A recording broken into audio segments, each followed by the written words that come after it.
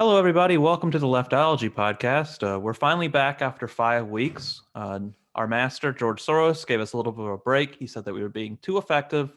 So we enjoyed our month off. Sorry for tricking you into believing we were going to make content for every other week. But here we are back. We're getting our six-figure salary back again. And today we wanted to talk about debate culture because we don't keep up with current affairs that often because they're boring at this point. Very boring. Yeah. Who keeps up with current affairs, man? All I do is read theory because I'm a leftist and better than everyone else. All I read is the Hamilton book my basic government class told me to read. Is Hamilton theory? It's. I guess you think could there's some consider it people that would somewhat. unironically think that's like based theory.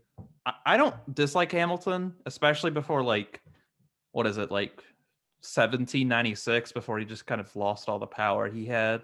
Oh, I thought you were talking about the musical. Dude, I Oh fucking no! hate musicals. Oh, okay. I want to talk about this actually. I finished it yesterday. And toward the end, during the Hamilton Burr gun battle, Chernow, which is the author, says that Hamilton purposely missed his shot. And I haven't heard Hamilton since 2017, 2016. I have no idea. But I just put my hands in my head like this, and I just started screaming. I was like, oh God, because my immediate thoughts were that's exactly why Lin-Manuel Miranda called the song the first half of Hamilton, Not Gonna Throw Away My Shot. And I was like, I get it now, and I hate what you did.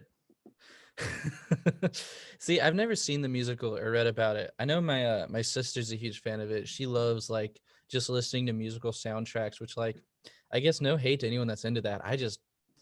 I don't like the musical stylings of Broadway stuff. It's kind of annoying. I think a lot of musical theater is that way where it's very, let me flex how good I can sing, and let's not worry about how good it sounds. Or I guess they care about how good it sounds because it is fucking music after all. But I don't know, man. I've never been able to stand any of that style of music. Yeah, there's a few musicals I can listen to. Hamilton was okay, and I still think it's funny that Lin-Manuel Miranda put himself in the main position. Even he's a good writer. I've heard he can't sing that well. Yeah, see, I think the only musical I've sort of seen was Josh and Bella made me watch I don't know what it's called, but I just remember there's this opening scene where people are driving down the freeway and they jump out of their cars to all sing together in harmony, and that shit, Grease? I don't know. No. But But I don't know, but it annoyed the fuck out of me. I don't know what it is. It's I hate when you build this intense scene and you're very serious, then all of a sudden it's oh, I hate that shit. It pisses me off, dude. It totally breaks the fucking energy of the movie for me. But I don't know. I need to re-listen since now I know the entire story of Hamilton except for the 60 pages in the middle that I didn't have time to read or was too procrastinating to read. Do we have to go see Hamilton post-COVID? I don't want to see Hamilton because tickets are $300 right now. What fuck? I'll go watch the washed out version with you in 2030, and then we can do a episode on that. Leftology episode. We can watch one of the off Broadway ones. Yeah, episode 1000. I think my U.S. history teacher during senior year, she planned with the we'd a history club, an honor society, and they planned to go to Atlanta, Georgia to watch Hamilton in April of 2020. It was May of 2020. So that entire plan got derailed. Had they fully paid for it and everything? I don't think so.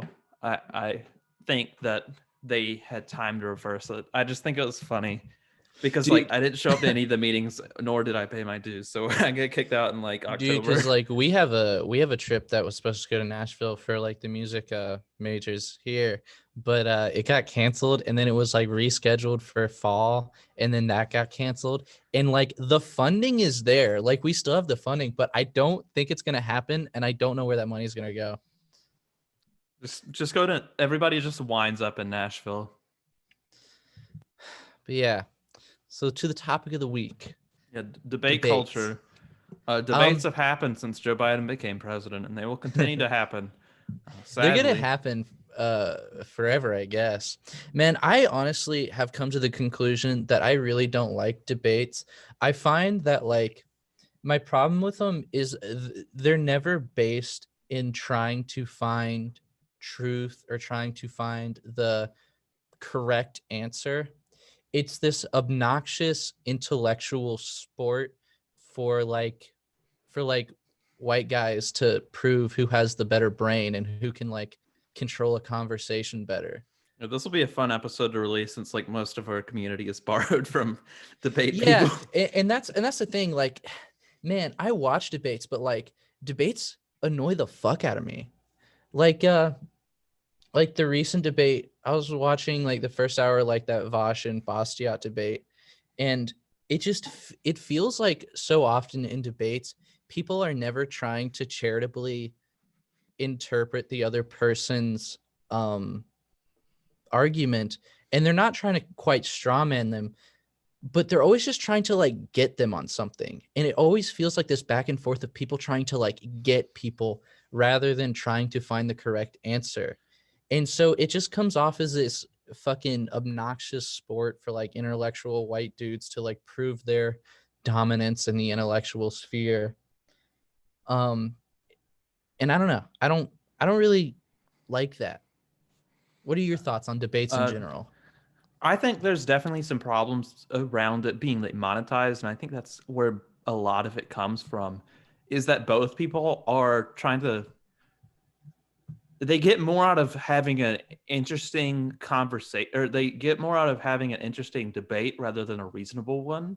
So ones that people want to watch are better, but you also kind of have to take into pride in an account because I think I tweeted about it and I mentioned it at least once on the show here. I think I talked about it. What was it? The interview with Kim Nelson. But Post Truth has a lot of like the stuff that goes in your brain, psychology, whatever the right verb is for that. Like when you're being told you're wrong or when somebody's disagreeing with you, is like when it comes to like a fundamental view, like an axiom or something like that, or maybe even further up from that. Like being told you're wrong is like fairly close to pain, at least in the brain area. And there's a Yeah, pride thing too. especially with how much people like create an identity around where they fall ideologically on the political spectrum.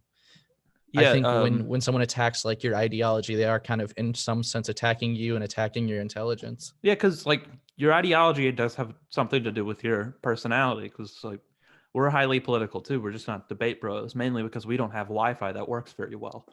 Um, but there's also a sense of pride to it, and there's a thing called the backlash effect, where say I went up to you and I told you your whole worldview is wrong, and here's why.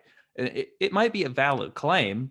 I'm a dick for doing it, no matter pretty much no matter what, unless you're like really fucking dumb and like bad at being a person, I guess. But that's not going to change your ideas. That's not going to make you change or rethink your or reevaluate your ideas. That's just going to make you stronger in it because it gives you like a visceral reaction to me, not a visceral reaction to what you believe.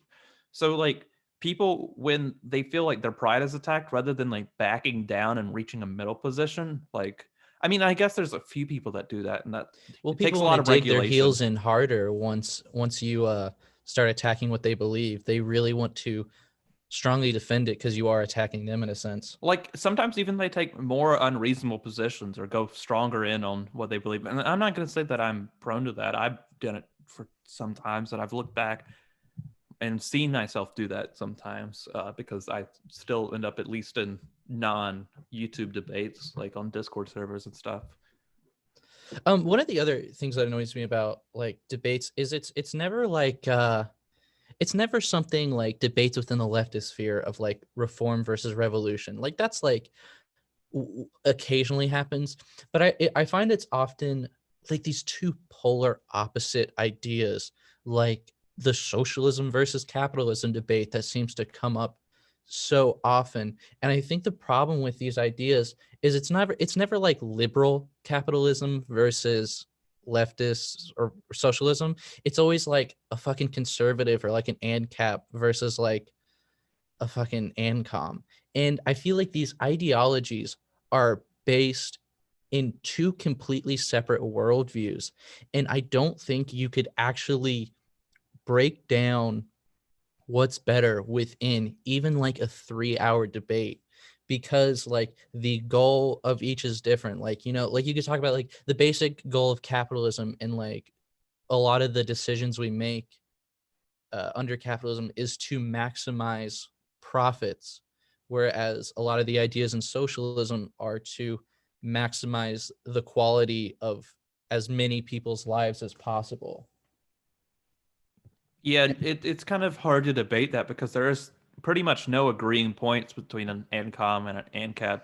You're pretty much either arguing for like money on YouTube for YouTube views and stuff like that, or you're arguing Yeah. for an audience kind of that might be in the middle because like ANCAP's like ideology is founded upon the belief that like private hierarchy is good.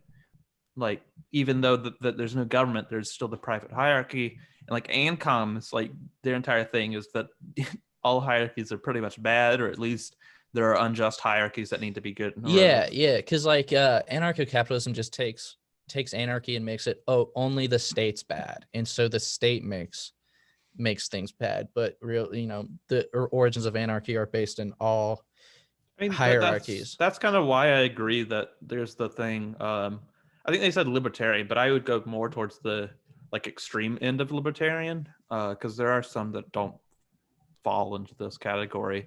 But like libertarians and ANCAPs, like that area, are just fascists that haven't found their leader yet, and that's a pretty Yeah, agreeable statement, honestly. yeah. Also, that is kind of a side note, but it is weird how often it's weird how people who value individual rights so highly and value like personal freedom so highly, it is interesting how they will always side with fascists over left-wing libertarians, because they don't really give a fuck Like about what individual group of people rights. are we talking about? Like the super and anarcho capitalism people. I'm more generalizing people on the lib right. But yeah, I do mean like super ANCAP people, where they will side with like they'll side with fucking like Trump, not Trump because he's a isolationist and not quite I mean, free market libertarians as other aren't people. actually libertarians. It does have that range where it could be protectionist, I guess, Yeah, because ooh, I don't know how that works actually, because there's a lot of contradictions inherent in like the further you go more into libertarianism, it's kind of just like the 14-year-old libertarianism, like the stuff that you get find in if you just keep watching whatever YouTube recommends you once you see a one Ben Shapiro video. It's like it's what I call a contradictory ideology. It's something that falls apart easily once you start thinking about it, because there's like all these human rights and like the basis of like modern society is that you get your rights because you give away some because there's a body that protects yeah, them. yeah. And who protects your rights if there's no governing body? And they say they want to leave it up to private businesses to protect people's rights, which opens up this huge mess of you only have rights if you have money, which is I mean, pretty much insane. already a thing. Yeah, it's pretty much already a thing, but I guess it's like it just like going that way is just maximizing like suffering for fucking poor people. Yeah. It's also like not addressing all the problems. Like I honestly don't think there's a thing such as a free market. I think there's a competitive market, but I don't think there's a free market because like instantly or not instantly, but over years, like there's gonna be groups of power that assume under like certain brands, certain companies, and they have control over their specific market. They have more ability to tap into other markets, create new businesses, like vertically integrate, just like what is it called? Ooh, I'm forgetting my macroecon, but like just like branch out into stuff that's not affiliated, and like you could just end up with a private government. Like it's totally possible Yeah, without yeah. regulation over like a few decades to end up with Yeah, just like if we were to just dissolve the US government over the next year, I fully think just Amazon would formulate their own government and their own fucking police force. Like I Um, would give it a few years, but like it's not going to happen like next month. not instantly, of course, but I do think that that's what would end up happening. Like if you really wanted the free market to succeed, you would first, before you dissolve the government, have to take down these massive corporations that can easily outcompete anyone that tries to jump into the market. I mean, yeah, because I think a lot of what the current libertarian is based off of is kind of like a lot of weird positions that came out of the last 50 to 70 years. Because beforehand, like the what corporate like people were doing or taking influence over the government, it wasn't just like completely getting rid of government control. They have programs that benefit them because at least up until like income tax, like the multimillionaires, the people at the top, the Rockefellers were like fairly untapped in tax money as far as I'm concerned, like or as far as I know. So Also, like getting back to, or sorry, do you want to finish that? I was gonna, yeah. So there's like a lot of programs that people or these corporations benefited off of because they wouldn't, they would kind of lower the workers' expectations from what they were going to get. Like, say, like our welfare system benefits Walmart because it means that their sales associates or workers or whatever you want to call them aren't living under certain conditions to where they would like have no option but to form a union in a sense Yeah, because it yeah, like having these programs kind of like it heightens the livability of these people but it also yeah, kind and of that, lowers the standard so you kind of like get a balance and like public housing benefits like the industry because they don't have to give their workers more money to be able to afford housing. yeah, and then that gets into like the main criticism of social democracy from like the leftist perspective is that it makes people like just comfortable enough to not want to move further.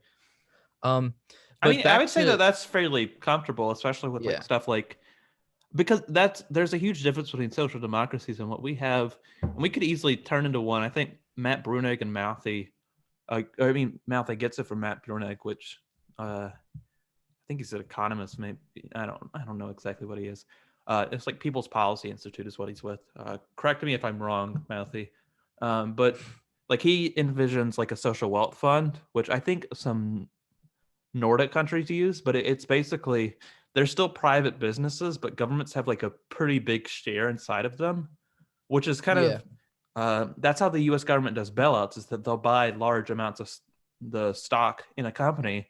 It's just they won't hold on to that stock, which is something I disagree with. Like when the government bailed out Boeing, we could have had a nationalized air industry pretty much, or at least a closer version of a nationalized air industry, which would have probably helped a lot of people and made other industries more efficient. I can't say that for sure because like I'm not an economist. yeah. Back on debates though. Speaking about like debates and ANCAPs and such, there's also that thing that ANCAPs will do in every single debate where you'll try to nail them on something that would happen in the society they build, but they will fight back against the idea because, oh no, my ideology is based on individual rights. So if anyone's violating individual rights, that's not my ideology. But it's like, dude, you have no government to enforce anything. You only have private institutions to enforce things. And so if a private institution goes against your individual rights, no one's protecting you from that. And that would happen under your ideology. But like there's no debate with that because they'll always like run away from it with, oh no, I believe in individual rights, so that wouldn't happen in my society, or that wouldn't be the society I advocate for. Well, I think it's also kind of like in the direction of ideologies they've heard of, like what an individual right is kind of different from like what we have. It's kind of like I have the right to live. I have the right to, well, what is it? I have a right to do society things. I don't know. Like I have a right to own a gun. I have a right to say what I'm saying right now without being punished with by the government unless it's wartime and stuff. Blah blah blah. And like libertarians, at least like I want to call them like the 14-year-old style of libertarianism, which how I referred to them like 10 minutes ago. Uh, they're I think it's anti-politics is the word. Like a lot of conservatives view it this way too. I think my family views it like this. Is kind of the more regulation there is, the more oppressive a government it is their view. Yeah. It's like the two big failures of like the ANCAP ideology, in my opinion, are the inability to recognize I don't remember if it's positive freedoms or negative freedoms, but the freedom you gain by taking away a freedom. So like I have I more or less have the freedom of being killed in this country because other people will go to jail if they kill me or try to kill me. And those types of freedoms, like it's weird to see ANCAPs unironically getting mad about things like the Civil Rights Bill of 64 because it took away private businesses' freedom to discriminate against minorities. And like, so I've seen, and I think it must be just because it's like on like TikTok and Twitter just brings out the most extreme ideologies that kids have. And they'll value like a company's ability to discriminate against people over someone else's freedom from being discriminated. And that's wild to me. It's like, how do you really care about freedoms if that's your view of what freedom is? Yeah, I think also a lot of it has to do with like the youngness of a lot of these people. Like most of these people are probably like 20 or younger and have been in politics since Yeah, like they were yeah. like 14 or 13. And there's a problem with that unless you like completely change it based on like new information, like I did when I was 17. I don't want to say I'm the most rational person there is, but Yeah. I'm a lot more rational than when I was 16. Yeah. But like these like hyper online, like preteens and like young teens, kind of the problem with that is that they're drawn to two things. Kind of having an extreme position gives them attention because like they'll say the Yeah, most there extreme is. thing, but there's also another thing is like they also want approval. Yeah. And it's like in the age where like a lot of things are becoming socially unacceptable. Like I think teenage people want to be edgy, and it's not socially acceptable to be edgy in like a bigoted way. Like a lot of people in the early 2010s on the internet were real fucking bigoted, and that was their way of being edgy. But now people's way of being edgy now in 2020, 2021 is going on TikTok and being like, when we say eat the rich, we literally want to kill your parents and shit like that. Like that is new edginess. Oh, are you talking about the 150,000 a year thing? Um, oh, I don't even fucking know. I just know like there people like edginess of teenagers now is being politically polarizing. Whether it's like, and it always seems to be, it's never ANCOM. Like no one's like a really far extreme like lib left. It's No, always like no, there are ANCAP. ANCOMs. There are ANCOMs that are like No, there 15. there are, but what I'm talking about is like the real edgy teens are either like Stalinists, fascists, or they call themselves neocons, but they'll openly admit they're fascists sometimes too. Neocons? I think that's a different. Fascists are or they don't like neocons, I thought. Really? I Because thought like like paleocons was a.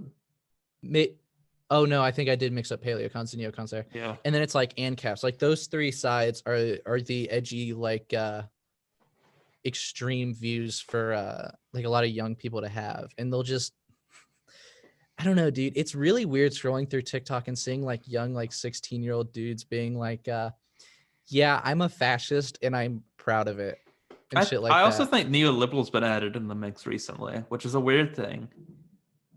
Because it's kind of an oppositional thing. It's not like a real extreme because it is kind of the moderate position of the day, but it's a reaction to what this like extremifying has Yeah. happened. Yeah. It's like the being hyper like middle ground is being a neoliberal too. Yeah.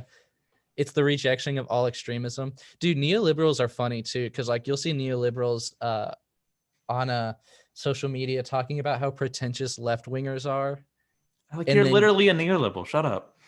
being pretentious. I'm trying to remember this one TikTok I saw. Oh, is it like making fun of like Southern poor people for voting Republican? Dude, that is a big problem with just all liberals in general. Like, there's the guy Marcus DiPaolo on TikTok who's the guy that gets really close to the camera and he's like, Oh, I want today to talk is about him. February. Today is February 19th. I am in Texas and shit like that. That fucking guy. But I do want to talk about him. Let's take a break from the debate thing. I like the controversy surrounding him is so fucking funny. dude, yeah, and his inability to want to learn from this and grow. So basically, This is the backlash effect in like full effect, is like him just like not backing up at all and just like, yeah, I hate poor people. see, dude. So for those who aren't on political TikTok, fucking good for you. It's a horrible place to be. But essentially, there's this guy named Marcus DiPaolo.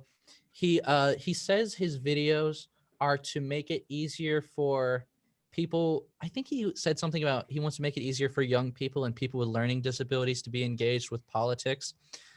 Like he does a lot of current affairs stuff.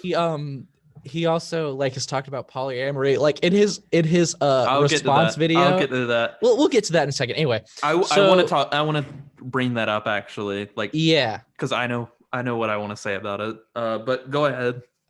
So he made this video after the big freeze in Texas, talking about what happened, and essentially he ends it with this. It ends this video with, here's what you get. This is what you voted for, Texas, implying that all Texans chose to have a privatized power grid that would fail because of an unforeseen climate change effect.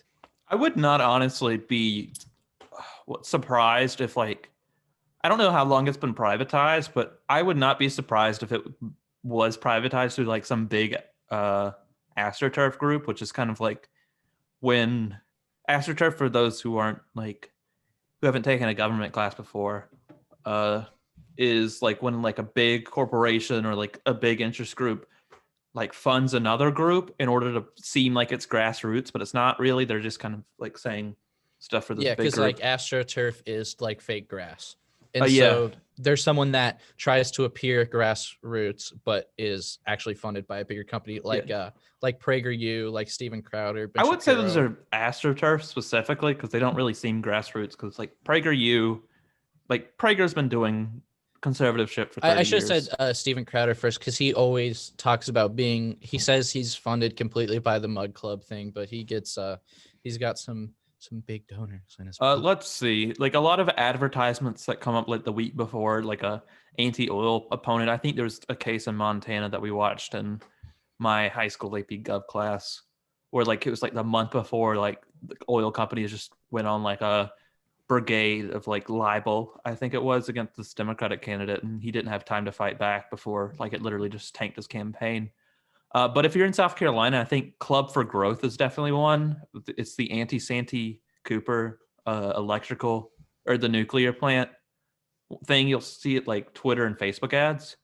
But back to what's his name? Yeah, is it Marcus? Back to Marcus DiPaolo. Yeah. So after he did that, the video blaming Texans, a lot of leftist TikTok was calling him out, asking for him to apologize, pointing out the fact that Texas is heavily gerrymandered with them long slash districts and shit. It's heavily gerrymandered to be Republican leaning, and if you're on the if you're listening to this through the audio version, if you're one of those like 10 people that actually do that, I'm gonna draw this out with my hands. Go look it up. But what's his name? Ted Crenshaw's district is literally just like it's like shaped like that. It's like really thin, like right above Houston, I want to say. It's like a backslash with like a point at the top almost. Yeah. It's kind of like you look at a map and you're like, how did they get away with that? What government organization drew that and was like, we can get away with this one? A Republican one. I mean, yeah, pretty much. But is it Michael? Yeah, it's I keep forgetting his name. Gosh. it's a state that's had some problems with voter suppression and gerrymandering, and so a bunch of leftist TikTokers pointed out the fact that that this video blaming Texans for the power outages and being frozen and shit. They were pointing out that he was being very classist with this, and they were asking for him to apologize. First, I want to talk about the video he made. oh, but first, before the video he made on TikTok, he addressed it on Twitter and was essentially like, yeah, when you're angry about something bad that happens, you'll say things. It was something along those lines. Just no regret, no anything. Just tried to justify what he's saying and move past it. And it wasn't till I think it was like multiple days, I think, passed before. I haven't the seen his TikTok video, actual right? videos for a month or so. Yeah, I had to unfollow him after this. Like I did not. I don't know if I'm following him or not actually, but somebody stitched the video of his like what should have been his apology. So he responds to like all of his criticism in a TikTok, like not really addressing it, but he says, "Hello, everybody. That I got new followers after this controversy," in his like very monotone voice.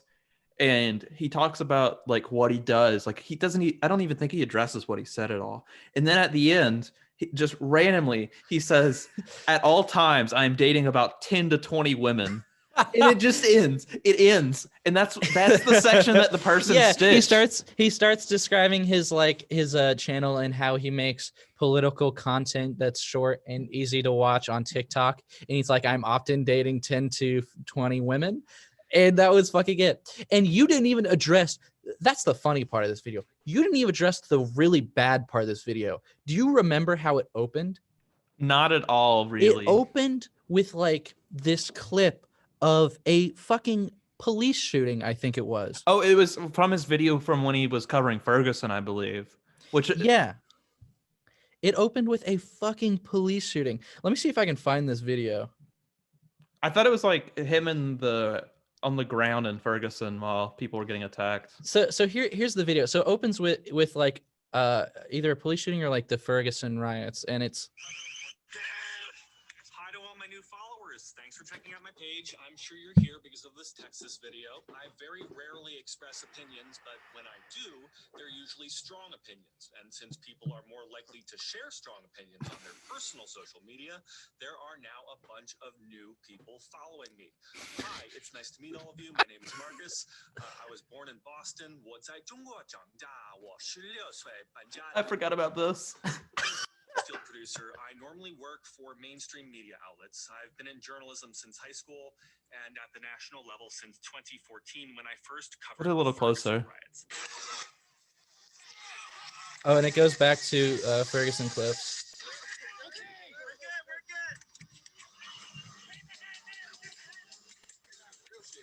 Put it a little closer to the mic. 10 to 20 women at the same time, and yes, the ones that play PC games are my favorites. How is that? What the fuck, man? So you put out this really fucking insanely classist video that's just shitting on poor people of Texas. You use Ferguson clips to clickbait people into watching it, and then you go, hey, my new followers, look at all these languages I speak. I'm dating 10 to 20 women at any time. What the fuck? How is that unironically your response? I hope he's dating 9 to 20 women now. That's what he deserves. Dude, and like the comments are all just about how awful this is. Like this one comment says, police brutality video. Hi to all my new followers. What the fuck, man? I don't think there is a worse apology video.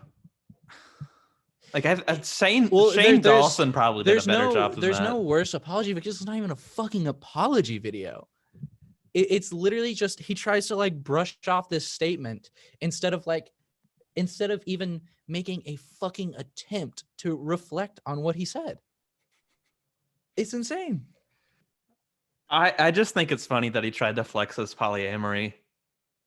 Yes, dude, that shit is so fucking funny. People are like, hey man, it was kind of fucked up that you said Texans deserve to freeze because they voted for this. I'm normally dating 10 to 20 women. Hey, it's bad that you kind of hate poor people. But I be fucking. Yeah, I hate poor people, but I have a lot of sex with a lot of women. Also, I just don't fucking believe him. I don't think anyone watching that video does either. Like, so I think I was gonna say before you started playing it was that like that end part is what the first thing I saw on it, Stitch. So I thought it was edited. Like I didn't think that was real.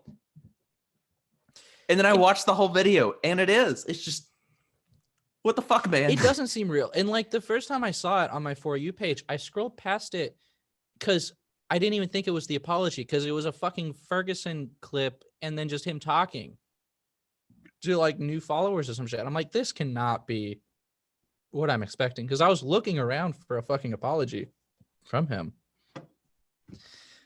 But yeah, and the craziest part is it's not even gonna affect him. No one's gonna unfollow him for this. No, I think it'll have an effect. I think. I shouldn't say no effect at all. I think in the grand scheme of things, it is. I think it's already just blown over. And like there are people in the comments. A lot of them are attacking it, but there are also people like defending him. It's really bad, and that's the interesting thing. Like for how much people talk about cancel culture, no one ever really gets canceled. Like. No, a lot of people get like a different audience. Like Amber Heard might get canceled. Like it's up in the air right now. Like she might get fired from Aquaman 2. I think it's up in the air. Oh, but like yeah, she did never a mind. lot of bad things. Like she sexually assaulted and like cut off Johnny Depp's finger and then said that he was doing that. Not the finger thing, but like the sexual assault thing. Yeah, I should clarify. Very few people get canceled. Like all the comedians that have like sexual assault fucking allegations end up just disappearing for a year and then coming back and playing like the same size clubs they were playing before. But and like shit with like a that. different audience. Like they have like an audience of like 35 to 55-year-olds that watch Fox News all day and get like Yeah. their money from like the most evil See, way I possible. don't even know about that because like I'll think of even music artists. A lot of musical artists I see, they only get canceled or like it only is like, successful if they choose to stop making music. Like I'm thinking like the Buttertones are only really canceled because they chose to stop making music afterwards. And like people like the Growlers who are still just posting shit on their social media and still have like tons of listeners. I would suggest to anybody that if you like a canceled artist and you don't want to give them money, please listen to their music on Spotify. So here's my take, and I'm curious of your take when it comes to quote unquote canceled artists. In my opinion, I don't think you should listen to music at all. I have personally like I stopped listening to the Buttertones after it happened. Oh, you just said music, and I was like, should I just stop listening to music now? Oh no, I meant their music. But like, I was a really big fan of the Growlers. I completely took them out of like my regular listening. I was really getting into the Buttertones when they got canceled. I completely took them out of my listening. Just pirate their music.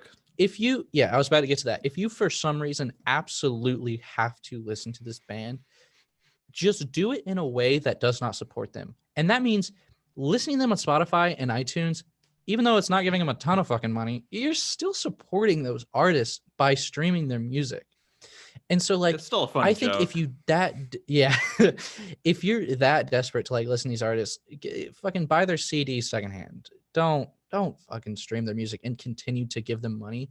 Don't post about them on your social media. Don't go to their shows. Don't put them in front of any new ears that they could have a negative effect on. Because that's the thing with me. It's like, dude, how are you gonna like promote a band that's been accused of sexual assault, possibly leading someone into going to one of their shows, possibly leading them into a bad scenario? I don't know. That's the way I see it. Like that's like the worst case scenario to happen out of that. But that is kind of how I see it. Like I don't believe people. Like, there's so many artists trying to make it right now. I don't think we should be supporting shitty people. Like you can find a less shitty version of an artist that sounds better or similar to those people. Like, I guess it's glad that we finally have a cancel culture because, like, the stuff that they got away with in like the 60s and 70s with, like, I think Jimmy Page and David Bowie hit on the same underage girl like 3 years apart from each other. You know, I actually saw someone saying that like canceling and forcing artists to be accountable was more powerful in like the 2000s than it is now in the 2010s in the supposed cancel culture era.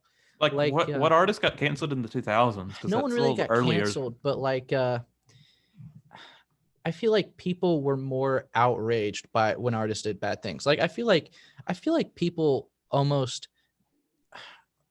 don't have It as matters what strong. we're talking about now, because like conservatives have always had this like cancel culture up until like even they have it today still. It's just they've kind of had to like move the That's a funny lineup. thing. That's a funny thing. Conservative cancel culture is everywhere. I mean, you could consider fucking McCarthyism fucking cancel culture, trying to like root out all these fucking socialists and put them in jail. But even more recently, going like Dan Crenshaw going on Joe Rogan and Fox News to bitch about how Hassan was mean to him. That's fucking conservative cancel culture, and that kind of shit happens pretty often. But we never recognize that because cancel culture is seen as the radical crazy left that's getting way out of control, man.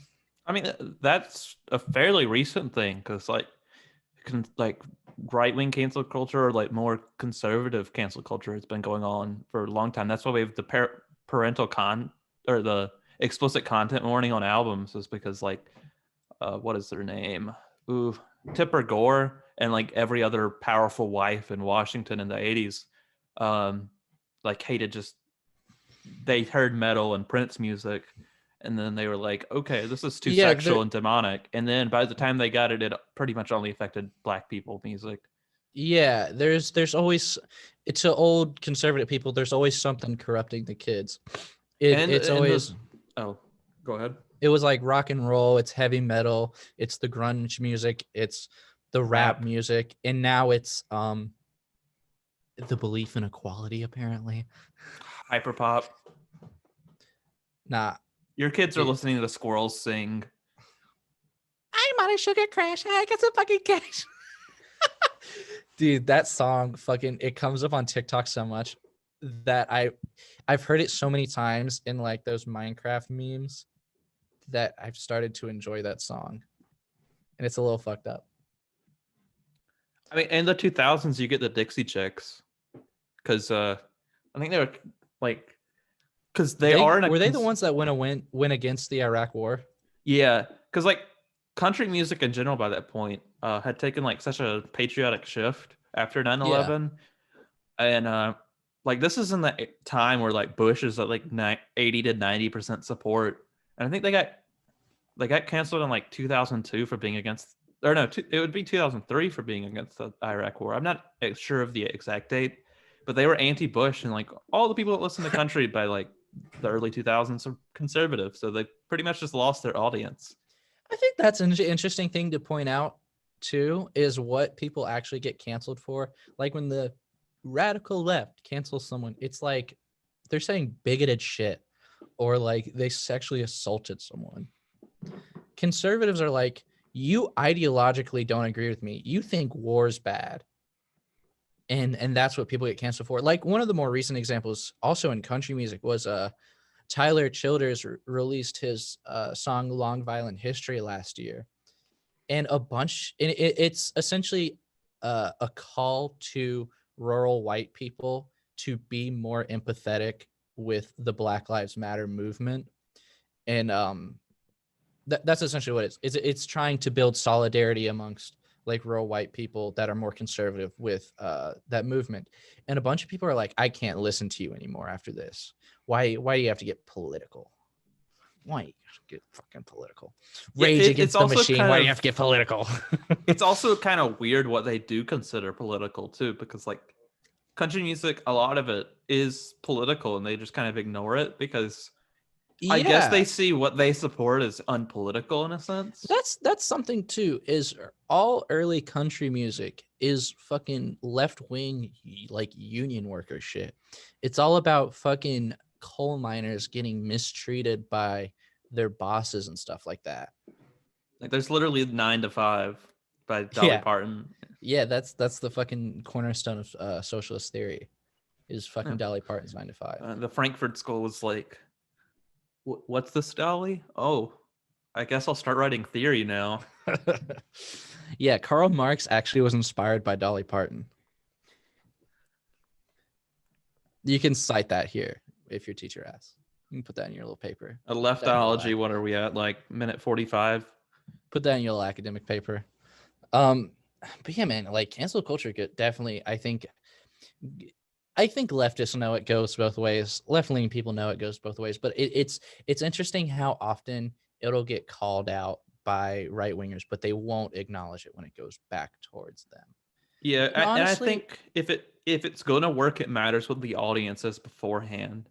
Because if you have an audience that doesn't care, or you're in an industry that isn't going to be impacted by that news, then nothing's going to be changed at all. And speaking of nothing changing, I feel like this brings us back to our original topic, debates. Yes. that is well, let's talk a little bit about more debates. Let's talk about discourse. I tweeted this a couple weeks ago.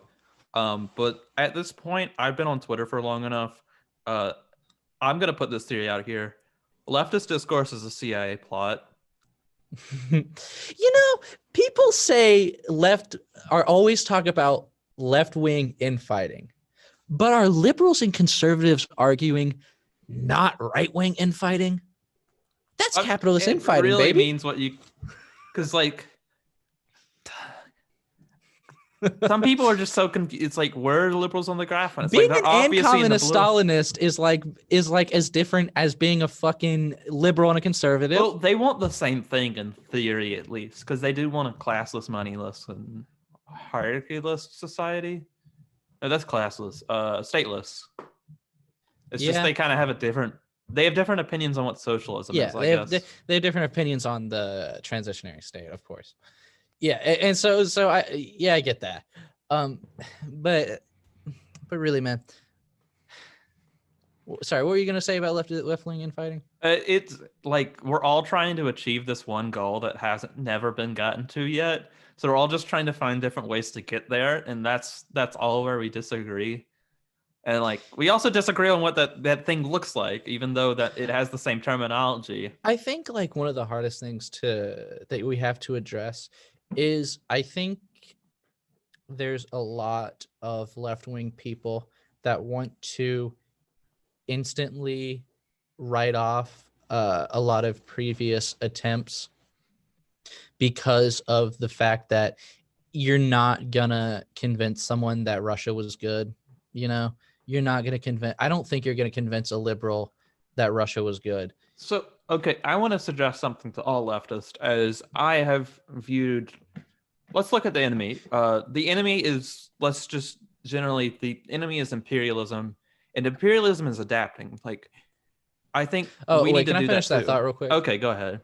Yeah, but I think what a lot of like more ANCOM type leftists, they don't want to defend these countries, so they instantly write it off. And then when it comes to like more Stalinist types, they're almost backed into the corner of having to defend the USSR, and they never get a chance to like critique anything because they're constantly being backed into this corner of anti-left people. But yeah, go on with what you were saying. So, like, let's say the big enemy of socialism, communism is imperialism. It's like my understanding of imperialism is like the people who are like at the top, or the country that's at the top, is kind of like learning from the past. So you kind of have, let's start off with like colonialism as the beginning of imperialism, which that's questionable, but like 1500s, 1600s, there's kind of like a direct rule. It's a blue water empire thing. Like that doesn't work out very well because it's kind of easy to see who's like oppressing you, kind of.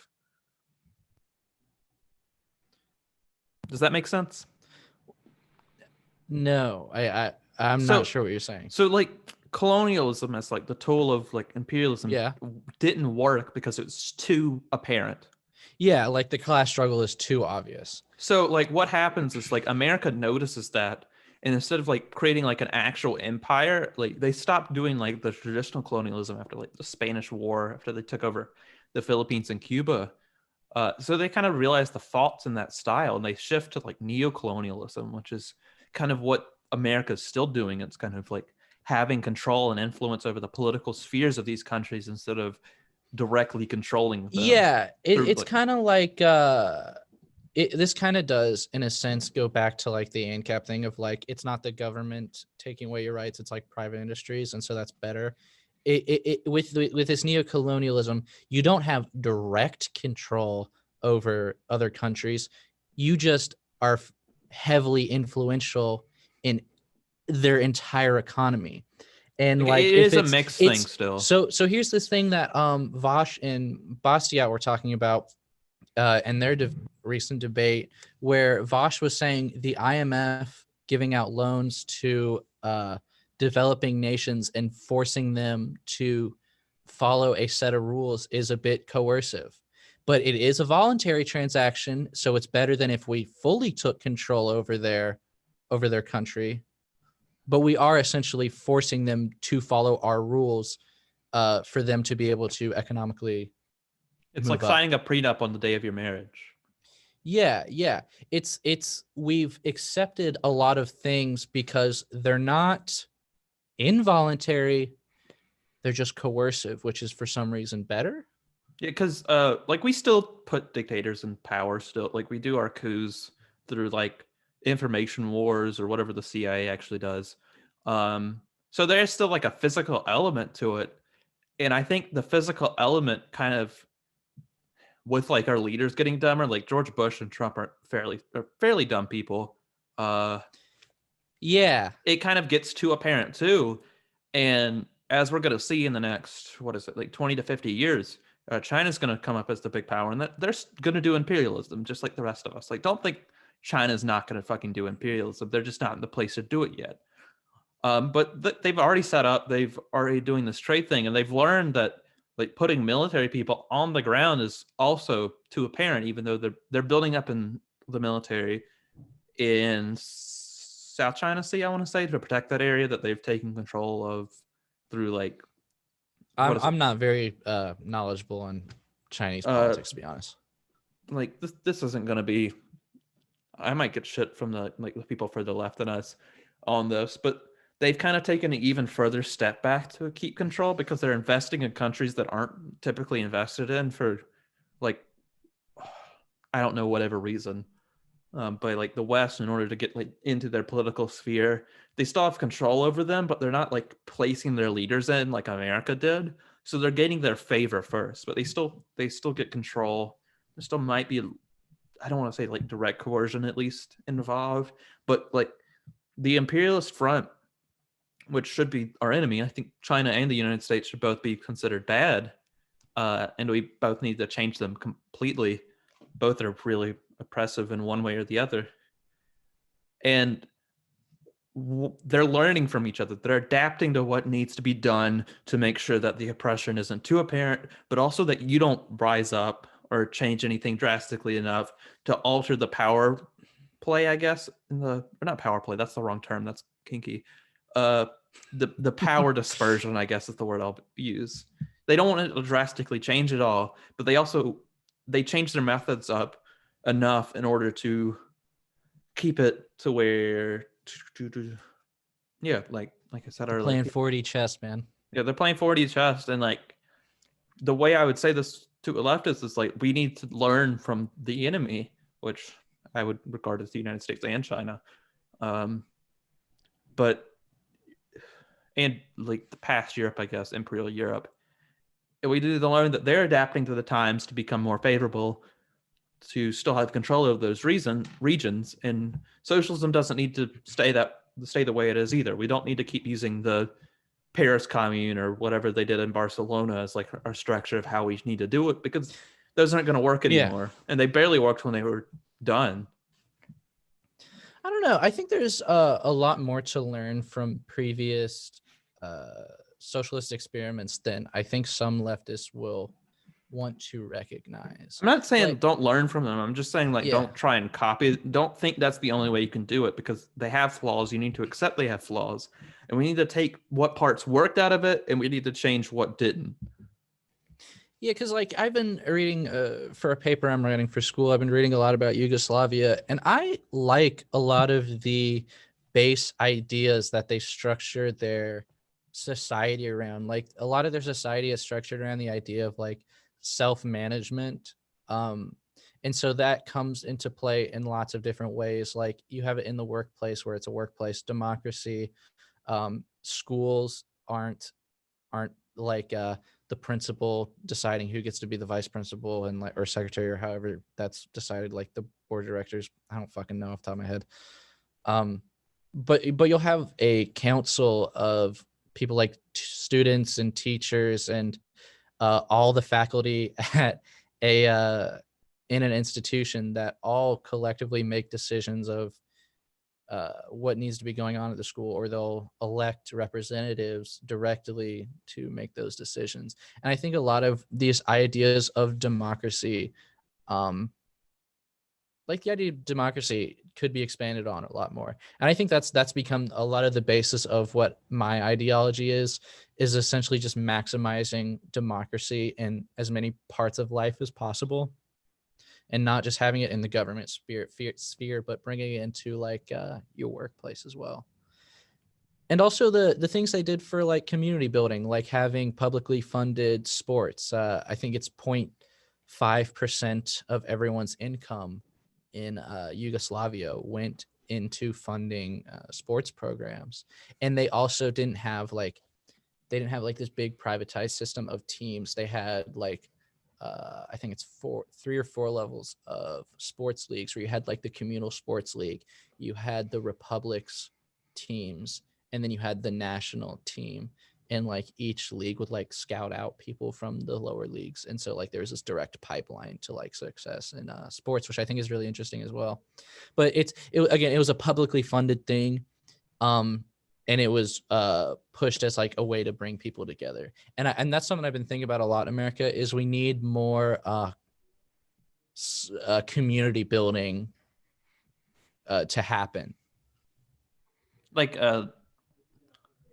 a lot of us are distanced in the society. That's a problem, especially in the last 20 years with the advent of the internet, where you can talk to people that you don't even see the faces of, or you can act anonymous and you could get angry. And that probably also does something with debate culture, because you're on a screen.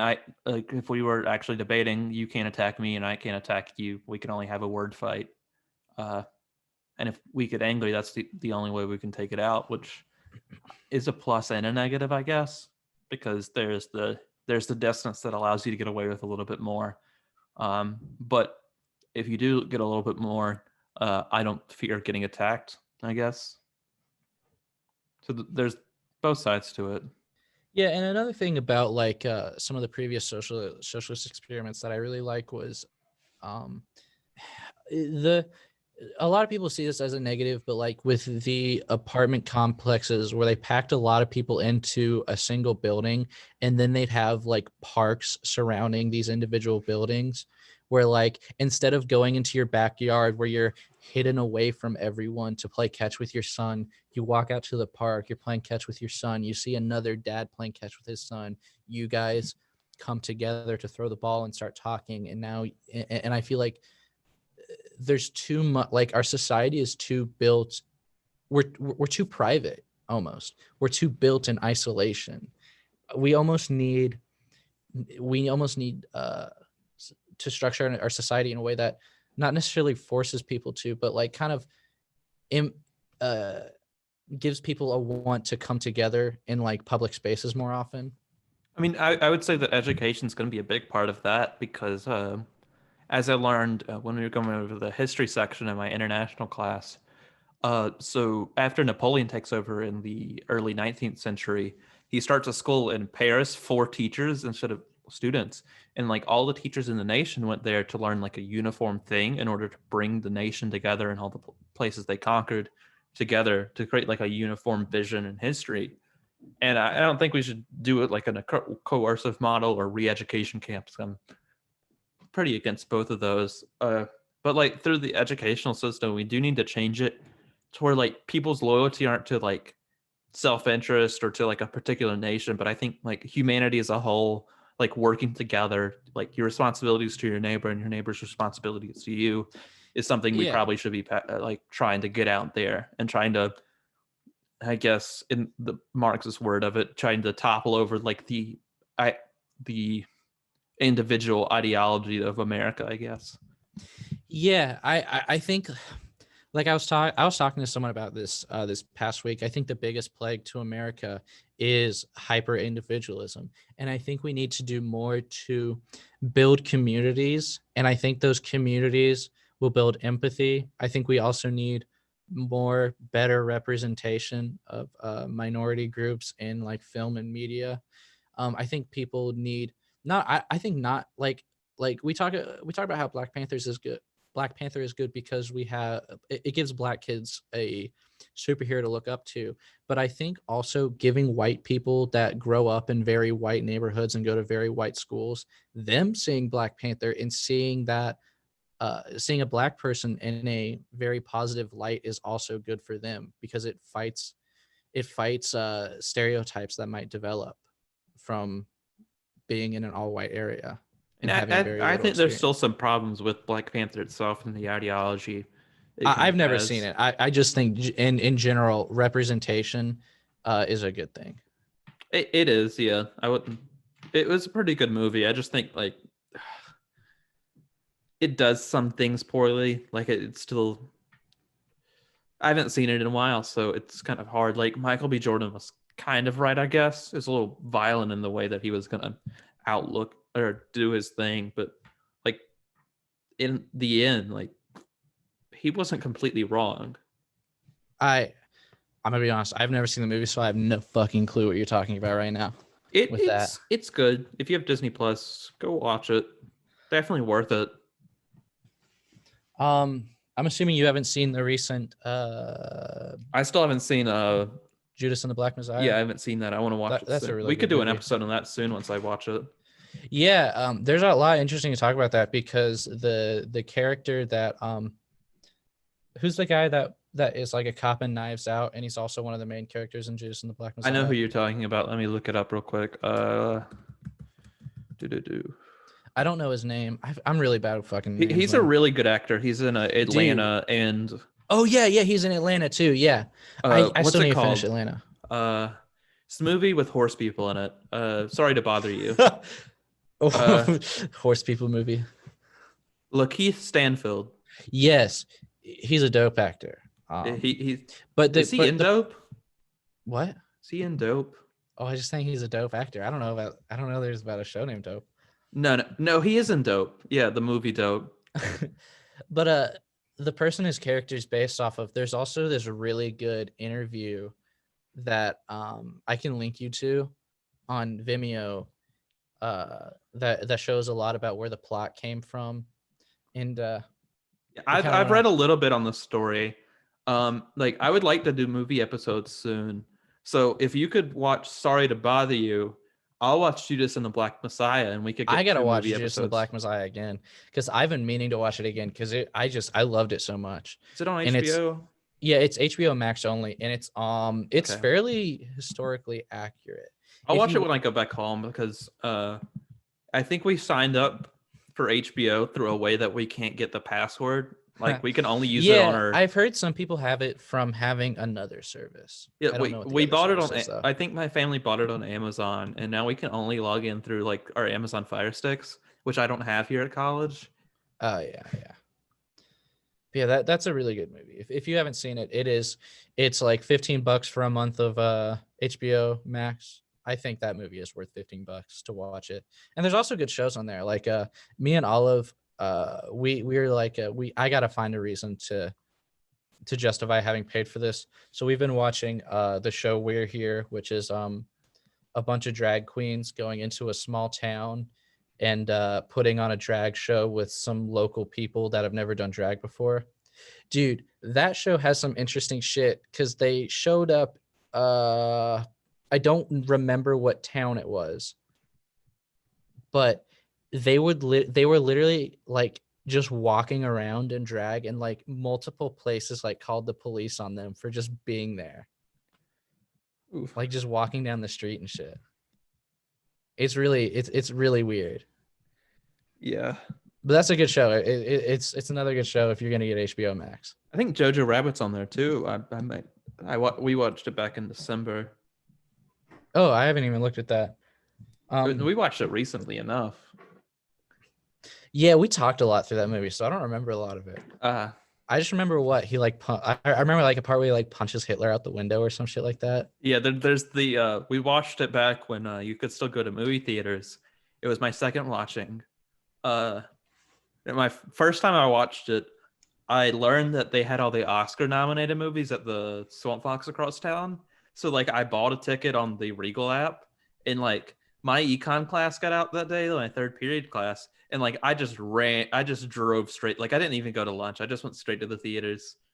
And I watched it in a theater by myself. So I was just walking around sometimes.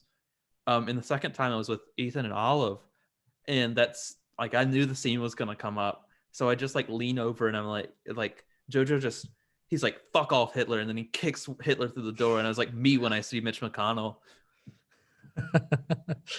Is that where the is that the original telling of that joke? That's the original tell. That's where that joke originates from. That is a common meme for us. Is me when I see Mitch McConnell, or just me when I see whoever, really. Yeah, me when I see Mitch McConnell is now part of the Leftology lore. It's part of our canon now. We haven't tweeted any me when I see Mitch McConnell tweets, have we? Should I just like impact font like I did when me and Ethan had a meme page? Dude, we gotta do more impact font memes. I thought that one tweet that I put out was really fucking stupid and was not gonna get any likes. Wait, which and one? And then it did. The one where it's like when the boss asks if I could stay late, and it's the picture of Blink-182 and it says, "What's my wage again?" Oh, that one. Yeah, that one was pretty good, honestly. It just like everybody follow our Twitter. See, the thing about following our Twitter is that it gives both of us serotonin, and it will give you serotonin too. So it'll make us happy so that we can post good tweets. All of us benefit from this. Like the happier we are, the more time we're going to spend on homework, and the more time we spend on homework, the less procrastinating we do, and the less procrastinating we do, the more episodes you get out. So follow our Twitter, make a second account, follow that again. Yeah, man, it is so hard to get shit done during the school year, because I feel like I'm so fucking busy. Like this week especially, like I spent all of Thursday researching for this paper that I'm working on writing, and I spent like the morning Friday and Saturday, and then hanging out with Olive in the afternoon. I'm just glad that the paper we're doing the at college here, we're doing the parody issue where we can make satire articles.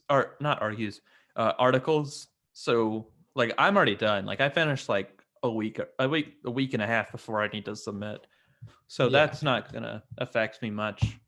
But hopefully we can get maybe every other week like we planned schedule out.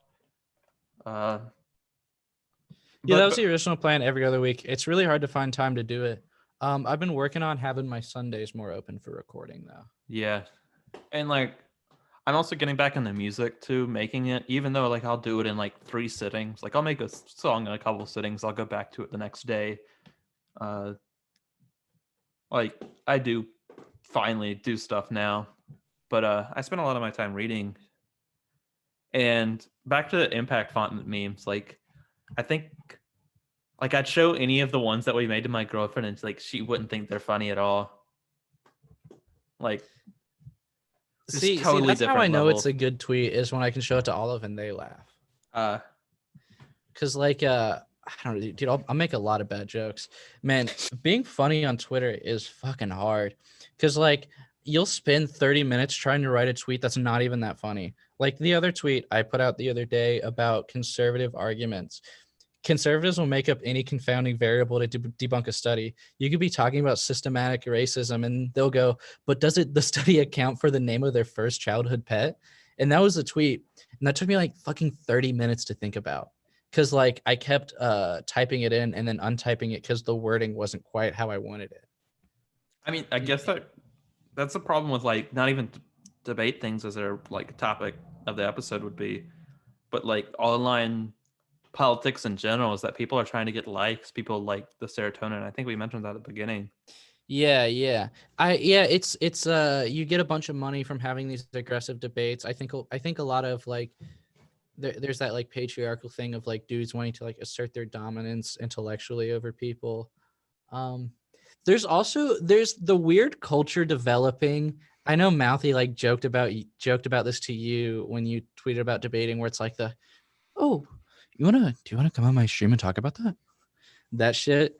Like there's that guy on TikTok with all the really bad takes, Papa Gut, and like he doesn't discourse on TikTok anymore. He just like anytime someone's mad at him in the comments, he's like, oh, just come on my stream and talk about that. And I fucking hate that culture. I don't mind it when it's two Twitch streamers discussing shit, or like two streamers in general. I hate the culture of bringing someone on that doesn't talk for a living and is not a good communicator. And I guess I empathize with this because I'm a shit communicator. But I hate bringing them onto your platform where it's your audience and you have the complete upper hand and control. I don't know, man. I don't like that. It feels it's just weird. I mean, I have problems with like platforming, I guess. Like, I don't know the moral implications of that.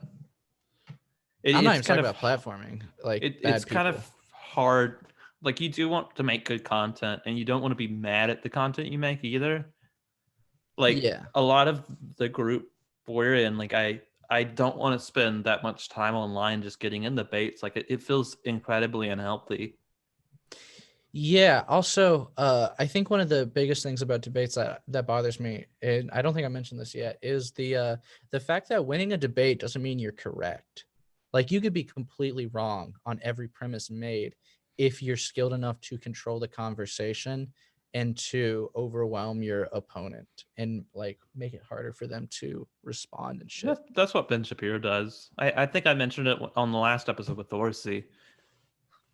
Like, And Ben that's what Shapiro's a horrible yeah. debater. He's just good at controlling the conversation. I'll No, say he's this a good time and time debater. again. He's just dumb. Like he has no good like views. And his views aren't that fact based. He's just good at presenting them really quickly.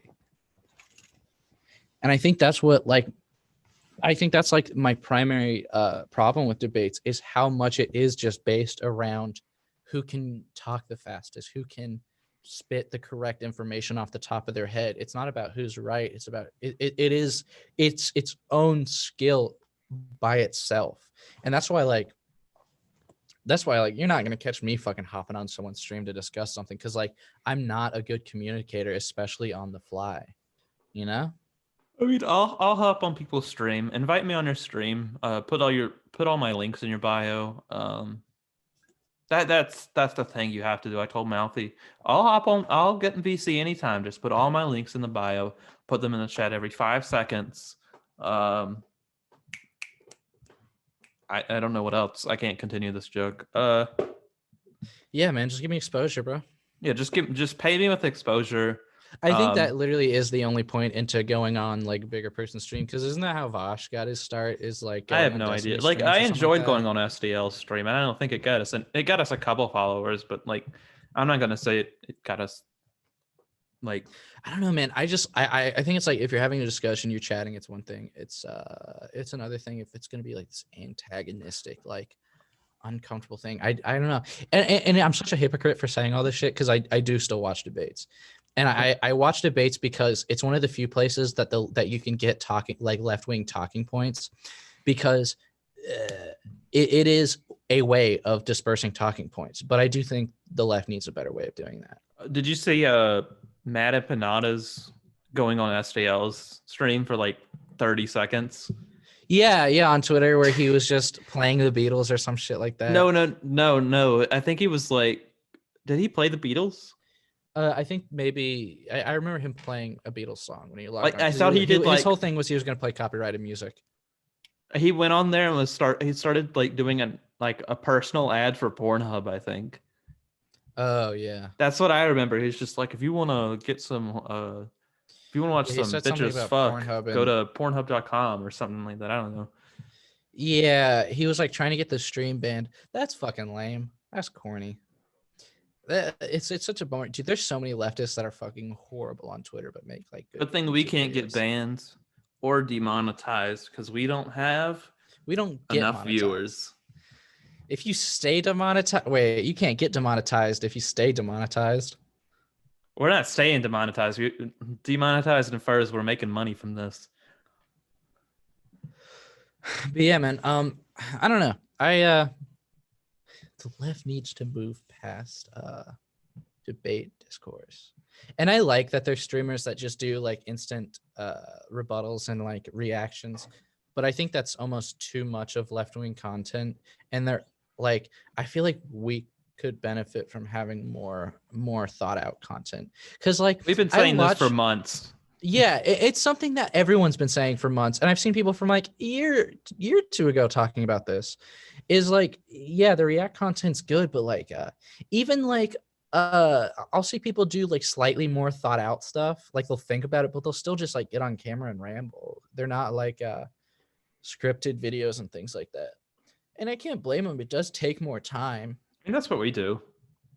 Like we don't do much preparing. We just kind of. Yeah, but this is a podcast. It's fine. You can get on podcast and ramble. Yeah, one of these I'll episodes. do more prepared. Like I've talked to you about doing more prepared stuff, but you're always like, no, I want to do like an actual video on that. But I don't think that's gonna happen. We need to just like. Yeah, we need to more prepared when the summer hits and yeah, either me or the person who has a camera doesn't get sick at the same time. We'll film those. Like I would have an episode. I would have a. We could even do video. episodes that are more prepared and more thought out. Yeah, I mean, like yeah. I'd love to do a podcast talking about more about ANCAPs because I've thought about this more than what we've talked about. I just like blanked a little bit. We talked about having our friend on who was a big fan of Ayn Rand, right?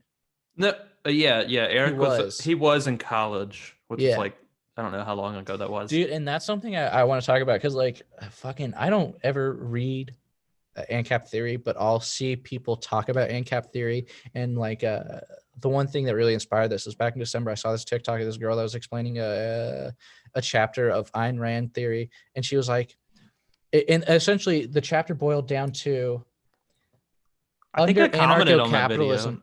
Oh, maybe. I think it boiled down to under anarcho-capitalism, war would not happen because war costs money.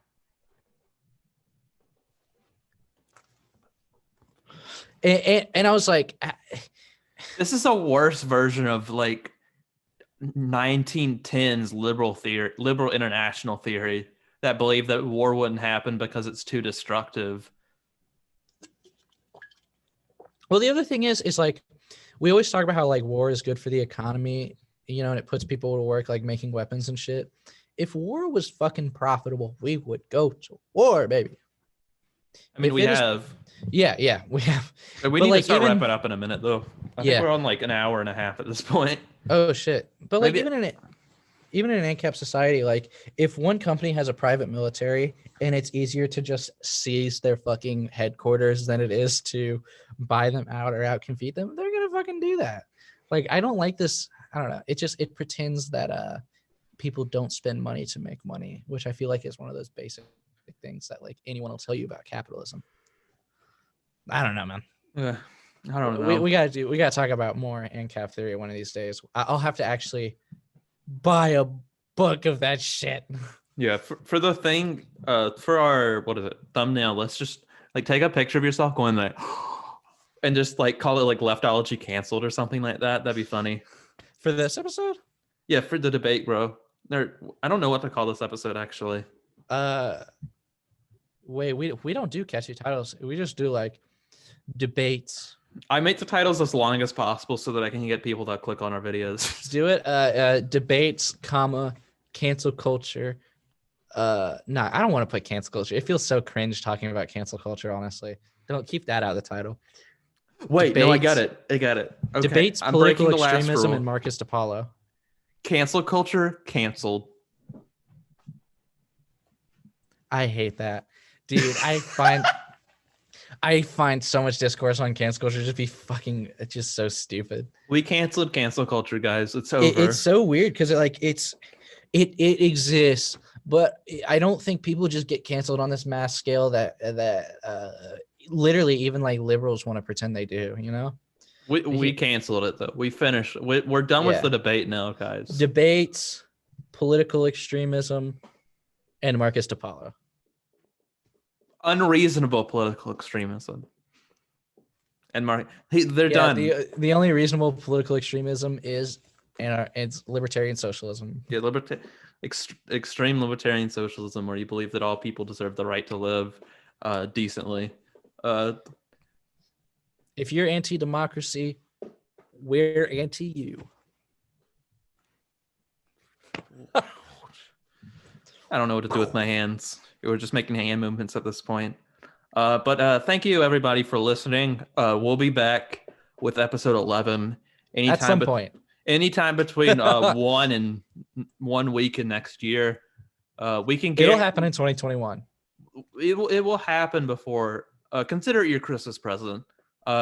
This is. Oh, did we get an episode out in February?